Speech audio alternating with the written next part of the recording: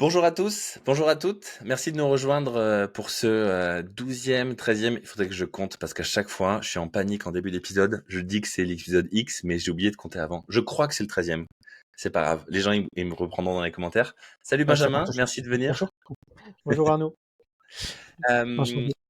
Est-ce que tu peux nous dire en 20 secondes, c'est qui ta boîte et qu'est-ce que vous faites? Allez, même en 10 secondes.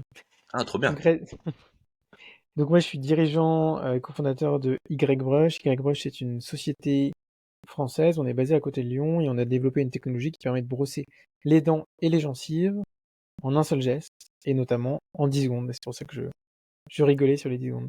Stylé, j'aime bien le pitch. Donc déjà, comme tu le sais, c'est pour ça que tu as accepté de venir. Ici, on parle que d'investissement, levée de fonds, etc. Donc on va pas du tout parler de pourquoi ta brosse à dents, elle est magnifique, elle est magique, elle est mieux que les autres, et comment tu fais pour la distribuer. On va peut-être parler de comment tu fais pour la distribuer parce que Ok. ça va nous intéresser, je pense, au niveau marché et investisseur. Mais en tout cas, ça nous situe bien où est ta startup. Hardware, B2C en direct consumer, c'est pas un truc qui a hyper le vent en poupe. Enfin, Non, je sais pas. et en plus, deep tech. C'est-à-dire Et que deep derrière, on tech. a investi énormément sur les process de fabrication, les deep tech sur le manufacturing.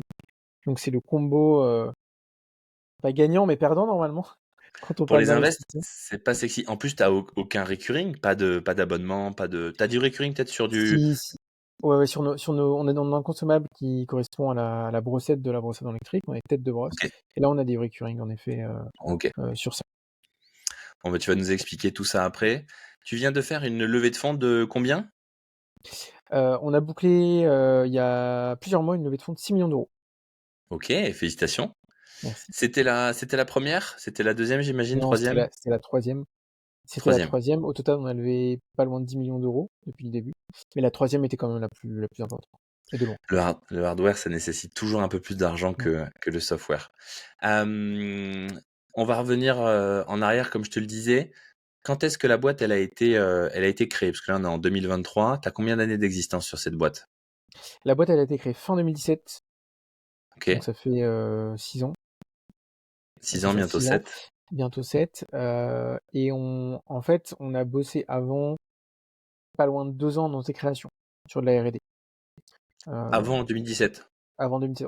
Concrètement, j'ai démarré seul au tout début, fin 2015. Ok. euh, et j'ai pu avoir ma condition pour démarrer, c'est d'avoir des locaux.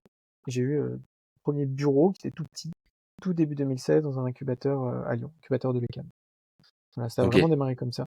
J'étais seul au début, j'avais 2 étudiants qui bossaient sur leur projet de fin d'études, je crois, avec moi, et j'ai rencontré mon associé grosso modo 1 an après, et la société a été créée donc à 2 avec lui.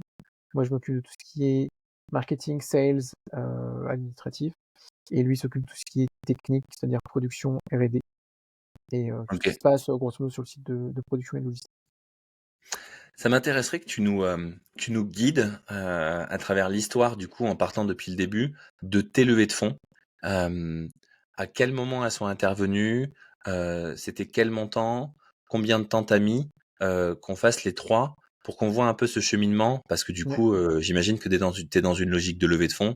J'ai ma question de fin que je vais te poser maintenant, c'est est-ce que tu vas relever après? Je suis quasiment sûr que tu vas me dire oui, Mhm. parce que tu dois être dans une logique comme ça, mais peut-être je me trompe.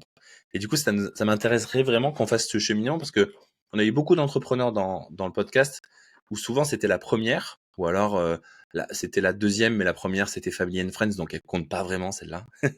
Et donc toi, du coup, tu as un cheminement repeat et moi j'aimerais bien avoir ces histoires-là. Comment ça s'est passé? Donc création de la boîte 2017, tu lèves quoi? Dès le début? Combien de temps ça a pris la première? Alors 2017, on lève au total 1 million d'euros, un petit million d'euros entre on va dire le capital et l'effet levier avec les banques, BPI. Et c'était principalement ça. Et à ce moment-là, pour bien se situer, on n'avait pas grand-chose. On avait un prototype fonctionnel, on avait démontré l'efficacité grosso modo en labo, dans notre labo, et on avait des preuves de marché. Sachant que notre premier marché, en fait, n'était pas consumer, c'était du B2B, puisqu'on Ok. s'adressait initialement aux établissements médico-sociaux, notamment aux EHPAD, dans lesquels, concrètement, les soignants n'ont pas vraiment le temps. Je veux pas stéréotyper, mais dans l'ensemble, c'est quand même ça. N'ont pas vraiment le temps de brosser les dents des personnes âgées. Et c'est assez catastrophique pour les personnes âgées parce que comme on le sait, en général, la bouche est la porte d'entrée sur le corps humain. Et donc, lorsqu'on se brosse pas bien les dents, bah, les caries, on connaît tous. Mais ce qui se passe derrière, c'est des conséquences extrêmement graves. Et notamment chez les personnes fragiles, qui sont ces personnes Ok. en situation de dépendance. Donc ton Euh, premier play, c'est 2017. B2B, je vise les EHPAD. Je leur évite des maladies, des soins supplémentaires, des patients qui vivent plus longtemps, qui sont en meilleure santé. C'est mieux pour tout le monde. Ça exactement. prend moins de temps aux aides soignantes. Ça les soulage d'une tâche qui est peut-être, tu vois, vraiment, en fait, qui, comme on a l'impression qu'elle n'est pas vitale, peut être laissée un peu de côté, mais qui en fait engendre plein de problèmes derrière. Donc, c'est un play qui marche bien pour tout le monde. Et là-dessus, tu vas convaincre qui comme type d'investisseur? Parce que tu me dis les banques et la BPI, ça veut dire quoi? Tu allé chercher 200 000, 300 000, 500 000 auprès d'investisseurs privés? On avait cherché à peu près 200 000 euros auprès d'investisseurs privés. On a fait l'effet levier au total à 1 million. Donc, on a fait rentrer deux banques. Enfin, rentrer. On est allé chercher des prêts, des emprunts chez deux banques. Et ensuite, on est arrivé à avoir des subventions, des aides, principalement chez BPI. On a dû avoir une ou deux subventions privées aussi à ce moment-là. Ok. Ça nous amène à un total d'1 million d'euros. La première levée, c'est toujours une bascule incroyable, hein. Tu lèves 200 000 en privé et tu Oui, récupères x5 avec la BPI et les banques. On exactement, a de la chance exactement. d'être en France pour ça. Ouais, Tes, exactement. investi- tes investisseurs privés à ce moment-là, c'est des gens que Alors, tu connais depuis longtemps? C'est des gens que tu as rencontrés comme ça? C'est qui à peu près ces profils? c'est de la love money, donc on va dire qu'elle compte, hein. Ok. Mais en tout cas, c'est la love money, donc c'est principalement, avec mon associé, c'est nos parents, quelques amis, des amis d'amis, des amis d'amis d'amis. Et aussi, on fait rentrer dans l'histoire un potentiel distributeur déjà, qui lui est sur le segment Ok. des brosses à dents manuelles, qui a déjà un pied en GSA, donc chez Auchan, Carrefour et autres. On sait pas du tout si on peut faire du business avec, mais on se dit il y a peut-être quelque chose à faire. Il y a un gars qui est assez smart à la tête de cette boîte. C'est un entrepreneur, on parle le même langage. Alors aujourd'hui, on ne fait pas de business avec, mais en tout cas, on a des C'est... échanges qui sont. Mais enfin, c'est pas grave, il nous a vachement aidé au Mais oui. début. Là, il m'a envoyé un projet dans lequel, a priori, il voudrait investir. Il me demande mon avis, donc voilà, on arrive à avoir quand même des échanges assez smart, même si on n'est pas à faire du business, et c'est pas grave. Mais en tout cas, on a essayé. Et on fait aussi rentrer notre incubateur, qui met Ok. un petit ticket de 20 000 euros dans le projet. Toi, Euh, c'est ta première boîte ou t'en avais monté d'autres avant? T'as quel âge à cette époque-là? je suis jeune à cette époque-là. À cette époque-là, grosso modo, j'ai la trentaine. T'étais comme moi, t'avais encore des choses à cette C'est ça, époque-là. c'est ça. Ouais, j'en ai, mais un peu moins devant, voilà, exactement. Enfin, la levée de fonds, j'ai 30, ça doit être 32 ans, et la création, vraiment le démarrage du projet, j'ai la trentaine. Ok. J'ai pas monté de boîte, mais j'ai pu lancer pas mal de projets sur des modes associatifs, enfin, disons que j'étais à ce moment-là assez impliqué dans, on va dire, des projets from scratch. Ok. Et mon expérience juste avant, enfin, j'étais en salarié, et l'objectif c'était de rentrer dans une boîte, petite boîte à taille humaine, 4-5 personnes, dans l'objectif de la reprendre, faire une reprise. Ça se fait pas. Il y a un dirigeant pas du tout prêt à lâcher les rênes, un peu fou aussi. Et en fait, j'en sors assez rapidement. Je reste même pas un an et demi dedans. Et là, je me dis, bah en fait, c'est le moment. J'avais plein, plein, plein d'idées à ce moment-là. Et le problème, c'était d'en choisir une. Bon, Choisir, c'est principalement. renoncer. Ok. Bon, il y a un moment aussi, Donc, il faut avancer. Donc du coup, t'as jamais monté de boîte, mais c'est pour ça qu'il y a la famille et des amis qui te font confiance. Tu trouves un partenaire, ce qui est déjà très intéressant et très malin. On le voit souvent, c'est beaucoup plus facile d'aller convaincre à ces niveaux-là des gens qui sont du métier en fait, parce que le mec, t'as pas besoin de lui expliquer que ta brosse à dents ça va être le turfu et que ça va être génial, parce qu'il le connaît le marché, donc Mm, lui il voit. Et en plus, si lui il voit, ça peut en convaincre d'autres. Mais pour mm. l'instant, c'est pas d'investisseur professionnel, c'est Non. la famille, les amis et un mec du marché. Avec ça, tu vas chercher 1 million. Combien de temps tu vis avec ce million? Alors, sachant que le million, on va pas le chercher, enfin, il tombe pas immédiatement, hein. L'effet levier se fait forcément sur des Ouais. mois, voire sur un an derrière. Avec ça, on vit donc de septembre, grosso modo fin 2017, jusqu'à juin 2020. C'est ça, juin Ok. 2020. Donc Donc, vous avez vraiment réduit vos coûts. Putain, un peu sur du hardware et tout, vous avez été lean à fond, quoi. Genre, on a vraiment fait attention. On a fait attention aussi dans les embauches. La masse salariale coûte cher, elle charge ouais. très très cher. On a fait très attention à ça. Mais en fait, l'histoire à ce moment-là, l'ambition à ce moment-là, c'était de faire un produit qui était made in France dans nos valeurs, mais par contre qui était pas de fabriquer nous-mêmes. Oui, Et on avait trouvé un partenaire industriel où le deal c'était il nous fait la R&D industrielle, c'est-à-dire il nous trouve comment lui va être capable de fabriquer à échelle industrielle plus tard le produit. Et nous on injecte un peu d'argent, mais c'était pas beaucoup, c'était quelques dizaines de milliers d'euros dans le deal. Et par contre on s'engage sur une période, une fois qu'il sait faire, à produire chez lui. Et comme ça lui fait du business. comme ça, il est loqué, il sait qu'il Ouais. a, il a la croissance avec vous sur les 5, 10, 15 premières années, quoi. C'était moins que ça, c'était quelques années, c'était 5 ans maximum. Ok, Moins d'accord. 5 ans maximum, mais en tout cas nous ça nous permettait d'investir moins. Lui, il croyait au projet, donc c'était vraiment du win-win pour le coup. Et jusqu'au moment où il me dit, ça c'était 2019, il me dit: «Bah, finalement, je sais pas faire». Et là, on se regarde et on se dit: «OK». Mais vraiment du jour Attends, au lendemain, hein. attends, t'as pas 2017, 2018, 2019, tu fais zéro chiffre d'affaires ou tu fais un peu de chiffre d'affaires? Alors, on fait un peu de chiffre d'affaires en EHPAD, mais c'est quelques dizaines de milliers d'euros, autant dire Mais des cacahuètes. comment si jamais t'as pas de matériel à vendre? Alors sur les EHPAD, on avait et on fabriquait, à la main nos premiers produits, Ok, ça heu c'est et intéressant.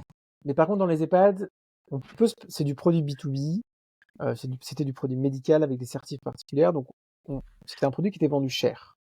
Ok, Cher, quand donc je dis ça, cher, qui nécessitait quand même un investissement de la part des établissements. ok, Et entre-temps aussi, c'est vrai que j'en ai pas parlé, mais en 2018, on a lancé une campagne de crowdfunding. Crowdfunding en précommande, hein, pas en equities, pour des consommateurs. Donc, c'est-à-dire des consommateurs ont préacheté des produits à l'été 2018 pour les recevoir 1 an et demi, 2 ans plus tard. Voilà. Et là, on a fait ça sur Kickstarter, donc il y a une plateforme de crowdfunding principalement américaine, mais assez internationale quand même. ouais. On est allé chercher, on a prévendu à peu près 200 000 dollars sur un produit qui était consumer pour le coup. C'est-à-dire même technologie que celui des EHPAD, mais un design qui était un petit peu différent. Concrètement, c'est une brosse en forme de Y qui brosse toutes les dents simultanément. Une espèce de, faut le voir comme un protège-dents de boxeur avec Mhm. plein de poils qui vibrent très vite. Et ça permet de décoller la plaque dentaire. Donc c'est la même technologie qu'on a réutilisée d'un produit B2B vers un prototype à ce moment-là, consumer, donc B2C, qui a été prévendu sur Kickstarter. Et ça nous donne, c'est vrai, aussi des moyens qui nous permettent de lancer la production. Et on savait que sur le marché B2C consumer, il fallait être capable de fabriquer à échelle industrielle.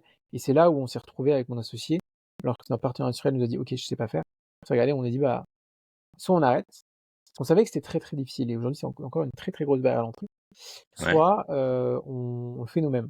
Il y a l'expression qu'on dit souvent, c'est il savait pas que c'était impossible, alors il l'a fait. Voilà. Je crois que c'est ça, enfin quelque chose comme ça. Ouais, c'est ça Euh, l'expression, ouais. et bah, c'est exactement ça. Et donc on s'est dit, bah, on va le faire nous-mêmes. Et là, on s'est mis à le faire de manière artisanale, mais à des échelles qui étaient beaucoup plus importantes que dans les EHPAD. Donc on a démarré avec de la fabrication de l'ordre de quelques dizaines par mois, sachant qu'aujourd'hui, on va viser les 8 000 euros par mois sur cette fin d'année, par exemple. 8 000 Et on euros, a, 8 000 quantité, euh, pardon. désolé, pas euros, pardon. Quantité. On est parti de quelques dizaines de quantités d'unités par mois, et aujourd'hui, c'est 8 000, plus de 8 000 par mois. Donc t'as fait ton usine. Donc on a fabriqué notre usine Ok, en France. Donc c'est la seule usine de brossard électrique seule usine de brossard électrique française. Donc on en est bien sûr super fiers. tu m'étonnes. Et c'est vrai que ça nous coûte cher, soyons clairs. Cher directement, mais indirectement on s'y retrouve parce que ça nous permet de maîtriser l'ensemble du cycle et d'aller Ouais, très très vite dès je qu'il y a besoin de faire salue, des euh, modifications, etc. je salue des potes à moi sur la région toulousaine qui ont fait comme toi. Ils ont construit leur usine de meubles en bois. Ils fabriquent des meubles en bois pour D'accord. les entreprises qui sont recyclables à l'infini. Et en Ok. fait, c'est ça, ce qu'ils ont fait. Mm. Aucun fabricant de meubles français ou même européen n'aurait su le faire. Et t'es l'exemple aussi parce que en fait, c'est un secteur que je connais bien, Mm. l'industrie. On va pas me lancer dessus parce que je suis un peu fâché contre les usines actuelles, enfin les vieilles. Ok. Mais du coup, je trouve ça génial. Ton fournisseur industriel avec qui t'as signé un contrat, tu t'es fait chier, machin et tout, et là, du coup, il te dit, je sais pas faire. Donc, tu dis, bah, je vais faire la boîte. Tu dis, non, ben, on va faire l'aventure nous-mêmes. Donc là, on est en 2020, c'est ça? 2019, quand vous commencez à dire, bah, il faut qu'on 2019, fasse nous-mêmes. ouais, 2019. Et Et donc, 2020, du coup, c'est là où tu vas faire ta deuxième levée de fonds. c'est ça. On savait que pour aller à l'étape d'après en termes de financement, il fallait générer vraiment du chiffre d'affaires. Ouais. Et ce que nous disaient les premiers investisseurs, c'est que les précommandes, enfin, comptablement, une précommande, c'est un acompte, donc c'est pas du chiffre d'affaires. Ça apparaît pas sur le bilan. Euh, Oui, donc parce que la personne, elle peut être remboursée si jamais tu la livres pas. elle peut être remboursée sur les repas, puis comptablement, c'est pas comptabilisé comme du chiffre d'affaires. Donc les Ok. investisseurs, premièrement, nous disaient ça, ils nous disaient aussi, euh, ok, c'est bien, vous en avez vendu, mais par contre, on connaît pas les retours des utilisateurs. Donc, en fait, on commence à expédier nos tout premiers produits, ils partent de chez nous pour Noël 2019, et on lève des fonds en juin 2020. Donc, évidemment, la levée de fonds, la démarche de levée de fonds s'est faite avant, hein, ça prend, sur du hardware, nous, ça prend à chaque fois un an et demi, hein, ça prend quand même beaucoup de temps. 1 an et Euh, demi, ok. c'est pas forcément du temps plein, enfin, sur la fin, c'est du temps plein quasiment, mais ça prend du temps. Le financement, en tout cas, moi, comme je le fais, c'est beaucoup de relationnel.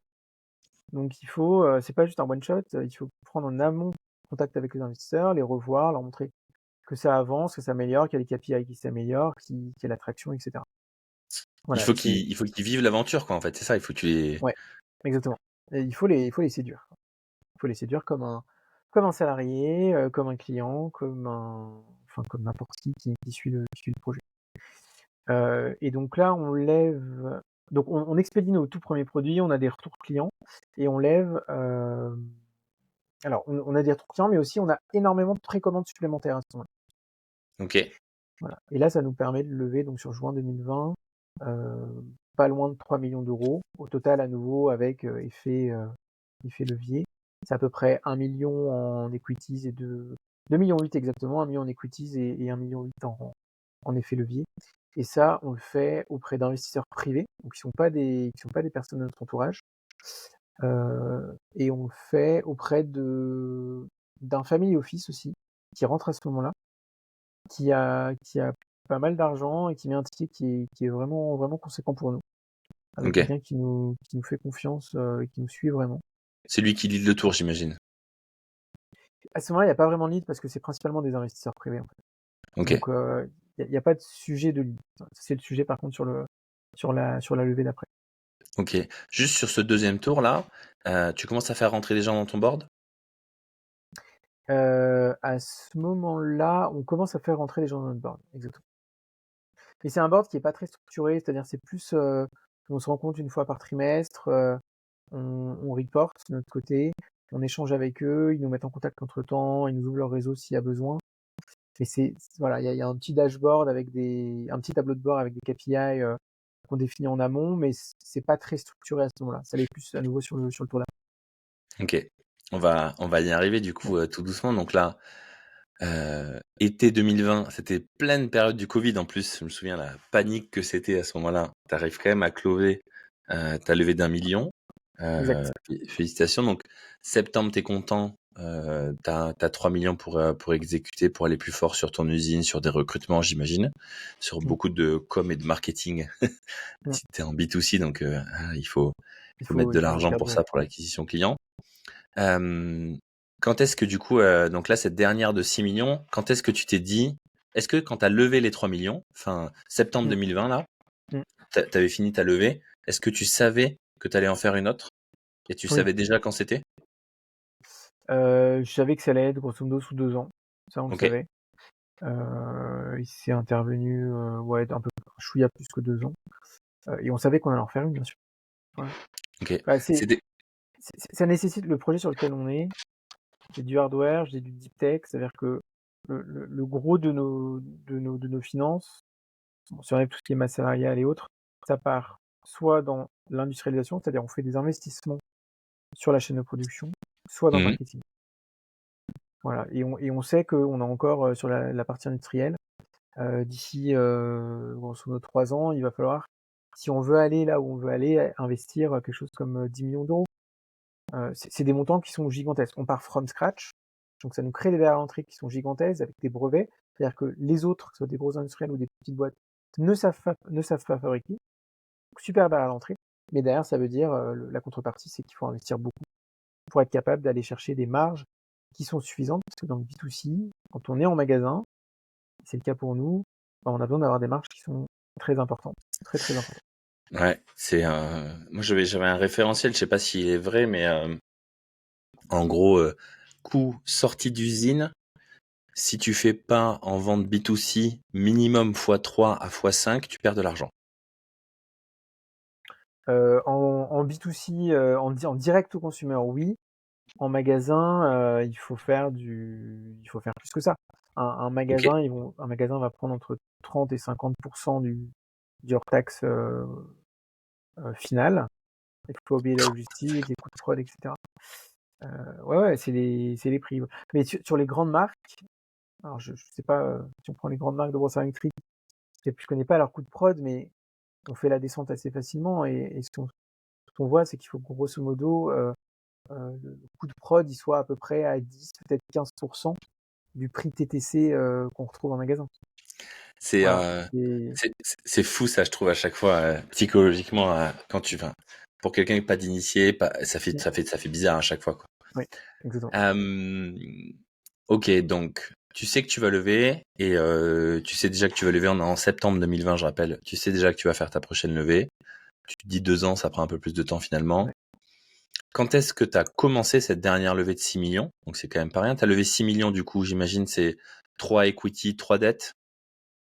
Grosso modo, on est sur ce ratio. Un peu plus d'equities, mais en général, on est sur ces ratios comme tout le monde. Ok. Quand est-ce que tu t'es dit ok c'est le moment, c'est maintenant? Et pourquoi tu t'es dit c'est le moment, c'est maintenant? Pour plein de raisons, parce qu'à ce moment-là, ça a accéléré. On était en effet en plein Covid. C'était Plein quand? Covid, Non, je ça. parle de la dernière, c'était quand le moment? Ouais, c'était. On l'a annoncé en octobre 2022. Ok. Mais l'annoncer en octobre 2022, il faut la démarrer 1 an et demi avant. Ça prend du temps. Ok. Ça prend beaucoup de temps. Et 1 an et demi avant, on est en plein dans le Covid. Et si je parle du Covid, parce que pendant le Covid, le e-commerce a explosé. Ok. Donc c'est-à-dire qu'on a eu énormément de ventes. On a vu nos coûts d'acquisition, en effet, qui étaient super intéressants. On avait des volumes de chiffre d'affaires qui étaient très très intéressants. Donc beaucoup de traction. Et donc le fait de reprendre contact avec des investisseurs, parce que ce qu'il fallait bien avoir en tête, c'est qu'à ce moment-là, on allait chercher quand même beaucoup plus d'argent. Sur 6 millions d'euros, c'est beaucoup plus important. Donc on savait qu'on n'allait pas pouvoir faire avec les mêmes acteurs qui avaient fait le tour précédent. Voilà. Même si on en a un ou deux qui ont reparticipé, on savait que ça allait pas suffire. Donc il fallait aller chercher Ok. de nouveaux acteurs, qui étaient soit des fonds d'investissement, soit des investisseurs privés, mais avec des moyens qui étaient plus importants. Des Euh, gros business angels. des gros business, des super angels, exactement. Et alors auprès des fonds d'investissement, j'en ai vu beaucoup. Et à ce moment-là, le constat, c'est le même que tout ce qu'on entend. C'est le hardware, on ne sait pas faire. Euh, le hardware, en fait, est jugé et perçu comme risqué, comme plus risqué que du logiciel par les fonds. La réalité, c'est que les risques sont juste différents. Dans le hardware, on a des brevets. En logiciel, on peut en avoir, mais en tout cas, c'est plus facile, entre guillemets, de rattraper un concurrent qui fait du logiciel si on a des sous et la bonne équipe. Dans le hardware, on a de l'avance, on a des temps qui sont incompressibles, on a des brevets. Voilà. Maintenant, c'est vrai que ça demande plus d'investissement. Donc les risques sont juste différents. Et à mon sens, les fonds d'investissement, de manière générale, pas tout le monde, de manière générale, une grosse partie des fonds en France ne savent pas euh, évaluer ce risque. En tout cas, ne savaient pas à ce moment-là évaluer ce risque. Voilà, c'est en train de changer. Il y a eu beaucoup de com sur l'industrie. J'ai l'impression que sur le terrain, ça va pas aussi vite que la com, mais en tout cas que les choses, en tout cas dans la mentalité, ça avance. Et sur cette dernière levée de fonds, typiquement, on est arrivé à faire entrer un fonds de BPI France. Ok. C'est le fonds French Tech Seed, c'est le fonds que Emmanuel Macron avait lancé quelques années en arrière sur la deep tech. On est arrivé à les faire rentrer, et on a fait rentrer aussi un très gros family office américain. Donc les US, j'en ai pas parlé, mais les US c'est notre deuxième marché depuis le début. Ok. Via Kickstarter Intéressant. d'ailleurs au passage. Ouais. Euh, Indépendant, enfin, on a toujours eu cette vocation internationale, mais c'est pas forcément volontaire d'avoir les US comme deuxième marché, ça s'est vraiment fait naturellement. Donc gros family office américain, et puis ensuite c'est des investisseurs privés assez importants, et aussi qui sont connus en fonction de qui ils sont. On a par exemple fait rentrer Laurent Fiard de Visiative. On a fait rentrer la Valérie Poinceau, qui est la DG du groupe Boiron. OK, connais pas. Boiron, c'est l'homéopathie, par exemple. Enfin, il faut pas que ça, OK. mais Ah oui, les médicaments, pardon. les petits granules. On a fait rentrer Wendy Renard, la footballeuse. Donc, on arrive à faire rentrer des personnes, des investisseurs qui apportent une certaine aussi caution au projet. Comment t'as fait pour rencontrer ces gens-là? T'es né dans un réseau comme ça incroyable Non, de non, tous non, ces non, contacts-là? non, non, non, pas du tout. Alors, moi, ça fait quand même plusieurs années que je me dis, je vois que les fonds d'investissement, de manière générale, ils savent pas investir dans du hardware. Je vois qu'on a un super projet avec l'attraction. Ce serait quand même trop dommage que ça s'arrête parce qu'on n'arrive pas à trouver des. Et ce qu'on avait vu, en effet, c'est que les gens qui ont tendance à investir chez nous, c'est des gens qui ont de l'affect avec le projet, qui ont une espèce de coup de cœur avec le projet. OK. Et en général, un VC très financier, bah lui, il a son tableau, il a ses cases, ça rentre ou ça rentre pas. Si ça rentre, il étudie, on avance. Si ça rentre pas, même s'il apprécie beaucoup le projet, de manière générale, il va pas avancer ou il va pas suivre. Ouais, Et les donc, c'est pour règles ça que, qu'il a fixées, il peut pas y déroger, en fait. Un business exactement, angel, exactement, il exactement, il peut tordre ses propres règles, mais exactement, un VC, il y a un mec au-dessus à qui il a promis d'investir exactement, dans X et il peut pas investir dans Y. exactement, exactement. Alors, il peut y avoir il peut y avoir Oui. des petites extensions, mais c'est assez rare. Et donc, à partir de là, bah, on a très vite observé, c'est comme ça qu'on a fait nos deux premières levées de fonds, que les gens qui investissaient, c'est des gens qui avaient des vrais coups de cœur, donc il fallait trouver des investisseurs à titre privé, soit pas structurés qui investissent à titre perso en direct via un PEA ou un truc comme ça, soit des investisseurs qui sont plus structurés, qui ont un family office. Avec qui Et tu on vas avait créer un déjà ça, donc, émotionnel. et avec qui on va créer de l'émotionnel. Et en fait, bah, on s'est dit qu'après avoir fait le tour, on peut le dire, tu vois, le tour des VC financiers français, on s'est dit qu'il faut arriver à aller toucher ces personnes. Sauf que ces personnes, enfin ces personnes, ces family office ou ces business angels, sauf que ces personnes, elles ont pas pignon sur rue. Il y a pas de, enfin il y a quelques réseaux structurés de business angels, mais c'était pas des personnes qui collaient avec nous, parce qu'en général ces réseaux, quand on est à Lyon ou Paris, ils se mettent ensemble et ils vont investir chaque personne va investir quelques milliers d'euros en général. Et c'était pas assez pour nous pour ce tour. Donc c'est ça qui a été très compliqué et concrètement, bah, on a fait du réseau et on est arrivé à rencontrer. Enfin, on avait participé aux événements, on a rencontré des gens, on a envoyé des emails en direct, on a pris des boucles des décideurs lyonnais parce qu'on est à Lyon.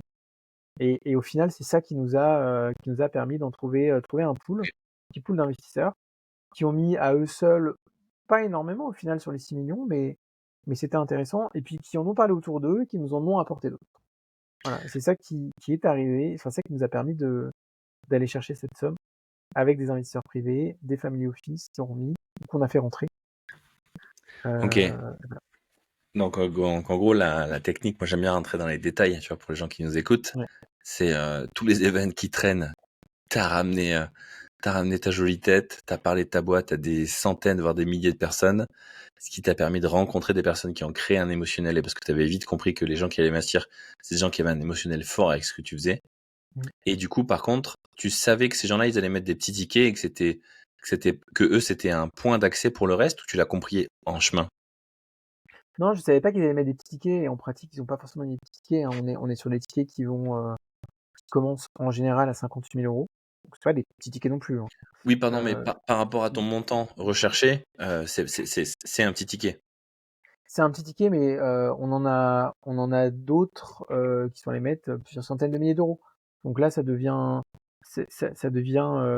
quand même pas négligeable. Et la réalité, c'est qu'en fait, on ne sait pas combien ils vont mettre. C'est-à-dire qu'on peut avoir des personnes en face de nous qui n'ont pas forcément énormément de patrimoine, qui sont pas milliardaires, par contre qui investissent beaucoup dans les startups et qui vont mettre des gros tickets. Et à côté, on peut avoir des personnes qui ont beaucoup plus de patrimoine, mais qui vont beaucoup plus diversifier, donc qui vont moins investir dans les startups, qui vont mettre des tickets qui sont un peu plus petits.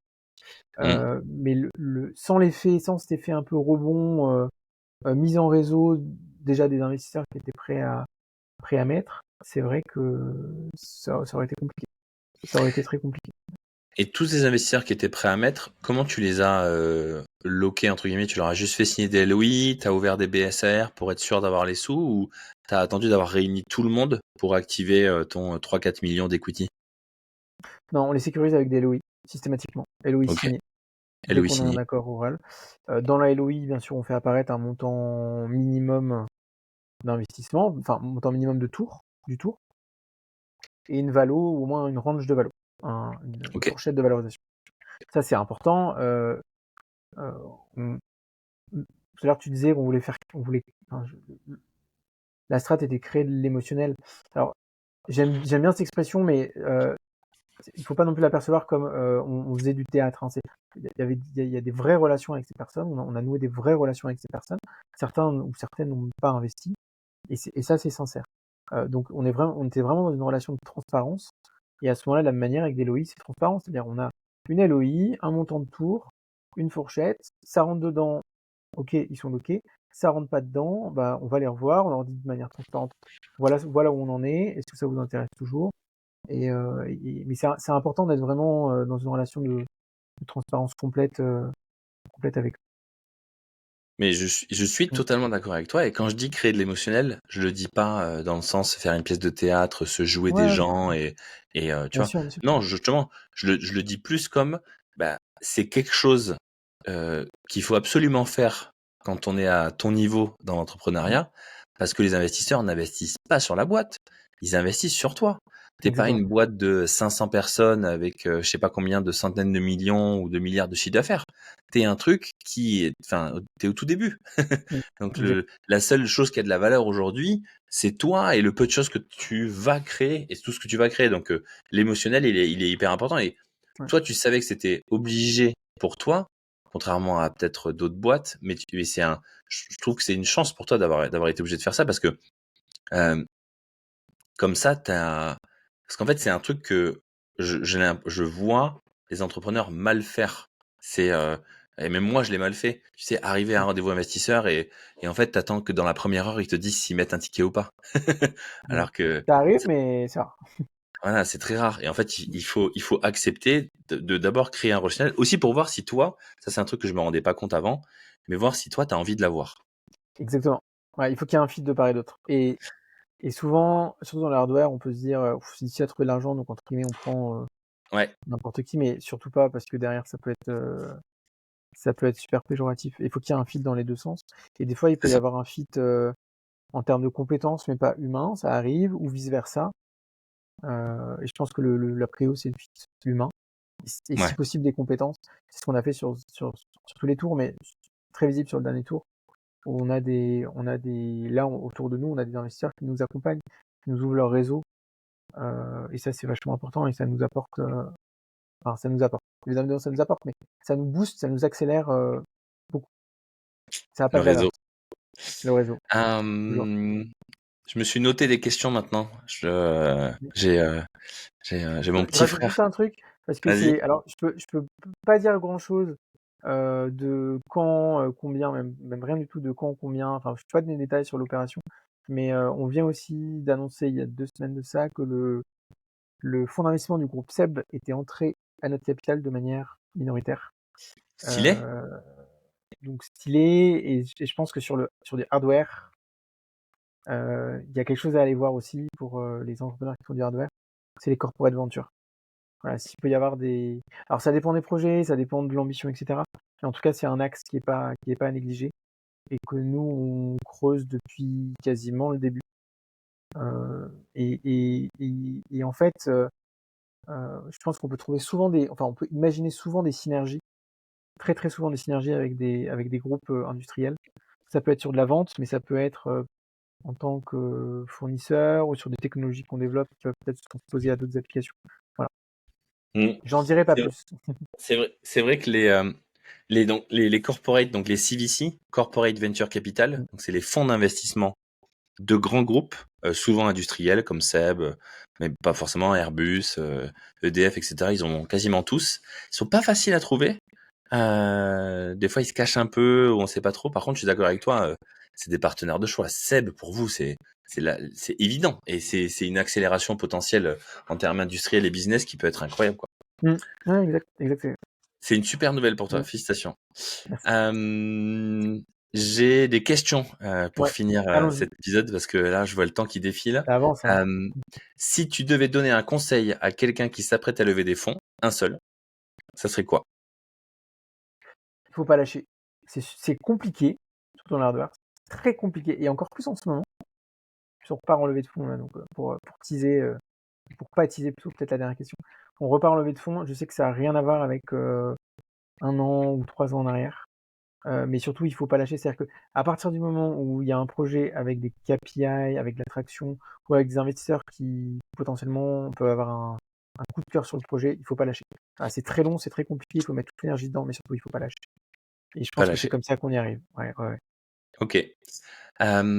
C'est quoi ton niveau de transparence avec ta famille et tes amis sur l'état de ton business, de ta levée de fonds, de ce que tu es en train de faire? Quasi, alors complètement transparent, à quelques exceptions près.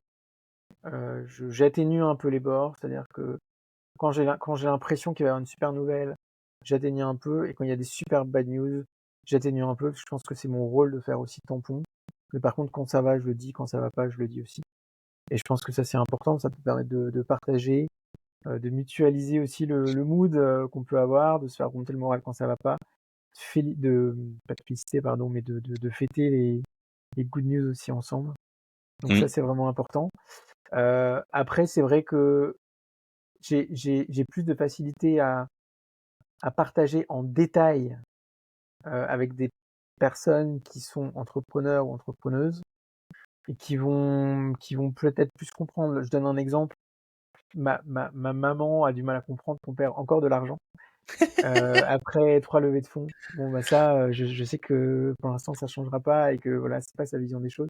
Et ça, par contre, c'est quelque chose que je pourrais beaucoup plus partager avec un entrepreneur ou une entrepreneuse sur des projets, par exemple, qui font du hardware.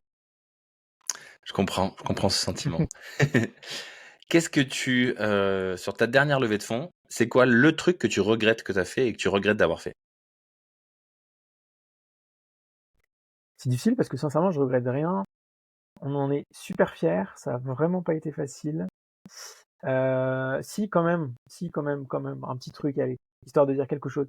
Euh, on- sur la, donc sur la levée de fonds encore d'avant, on avait déjà rencontré beaucoup d'investisseurs type VC financiers. On avait vu qu'ils savaient pas faire ils savaient pas faire du hardware. Et je pense que j'ai passé encore un petit peu beaucoup de temps sur la levée de fonds donc d'après, qui était la précédente, sur ce type d'interlocuteur. Je pense que c'est bien de les voir, de leur donner des news, mais je savais que en France, ça allait être très compliqué à lever auprès de ces interlocuteurs. Et je pense que j'aurais peut-être dû passer un petit peu moins de temps. Ok. C'est qui ta meilleure rencontre sur cette dernière levée de fonds et pourquoi? Ça va créer de la jalousie entre nos investisseurs là. C'est pas obligé d'être un investisseur, hein. Ça peut être quelqu'un qui t'a donné un conseil, qui t'a présenté la bonne personne. Ça peut être la personne qui t'a présenté le plus gros ticket aussi. Si Mm. jamais t'as pas envie de créer de jalousie, tu dis pas de nom, tu dis juste ce que cette personne t'a apporté. Non, alors, je vais pas créer de la jalousie entre nos investisseurs. Par contre, ce que je veux dire, c'est qu'on a fait rentrer à notre board une personne, un indépendant, euh, qui, qui, qui est un entrepreneur, qui investit aussi dans des boîtes et qui nous apporte énormément et de manière vraiment, vraiment indépendante par définition. Il est Ok. censeur dans le board. C'est quelqu'un auprès de qui franchement, on peut tout se dire. On peut s'appeler quand ça va, on peut s'appeler quand ça va pas. Et ça, je pense que c'est une super rencontre. Mais je triche un peu parce que de mémoire, il était déjà là dans le board. En tout cas, on le connaissait déjà au tour Oh, précédent. ça compte, ça compte. Euh, c'est quoi le meilleur conseil qu'on t'a donné à toi sur la levée de fonds?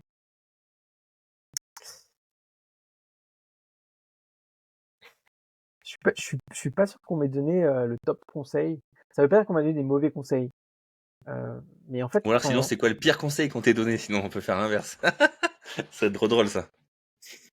Non, je plaisante, plutôt le moi, meilleur. les, Plutôt le meilleur. les conseils, je les prends vraiment avec des pincettes parce qu'on a une typologie boîte qui est très particulière, comme tu disais tout à l'heure, B2C, hardware, deep tech. À ma connaissance, il n'y a pas, ou allez, il y a peut-être quelques boîtes en France. Si je réfléchis un peu, je vais trouver quelques boîtes, mais elles se comptent, pardon, sur les doigts d'une seule main. Mm. Donc on n'a pas vraiment d'équivalence. Et donc, et ça, on le voit, on le voit aussi chez nous dans le marketing, par exemple. Si on essaie d'utiliser les techniques marketing qui s'utilisent pour des procédés non traditionnels ou des produits dont on sait comment ils fonctionnent, en fait, ça marche pas avec nous. Donc on a besoin à Ouais. chaque fois d'innover dans la méthode. Et donc je prends avec beaucoup, beaucoup de pincettes. C'est-à-dire que je les étudie bien sûr, je les teste, mais je prends pas pour acquis les conseils qu'on peut me donner parce qu'on a une typologie qui est quand même très, très, très particulière. Comme ça, je vois pas. Comme ça, Ok. je vois pas. Je prends un peu de recul. J'ai rien qui me sort tout de suite. Si ça te vient après, tu nous le diras dans les commentaires Avec sur plaisir. YouTube. Ouais, avec plaisir. Et enfin, du coup, ma dernière question, parce que je t'ai déjà demandé si tu allais relever et tu m'as dit oui. Mmh. Et qu'est-ce que tu attends de tes investisseurs actuels? De futurs actuels. Non, actuels. Qu'est-ce que tu attends d'eux là? Alors là, on va repartir sur une opération de levée. On ne sait pas encore combien exactement. On ne sait pas encore quelle stratégie. Le marché a beaucoup changé. Marché des levées de fonds a beaucoup changé. Et justement, dans un petit mois, on a un board. Et là, ce que j'attends d'eux, ce qu'on attend tous d'ailleurs, et ensemble de ça, c'est vraiment de fixer, de se mettre d'accord sur la bonne stratégie, en tout cas la stratégie qui va nous permettre d'aller le plus vite possible et nous donner le plus de chances de pouvoir avancer comme on le veut. Euh, donc voilà, les- je remets un peu les pinceaux, mais en tout cas, moi, ce que j'attends, je la recommence.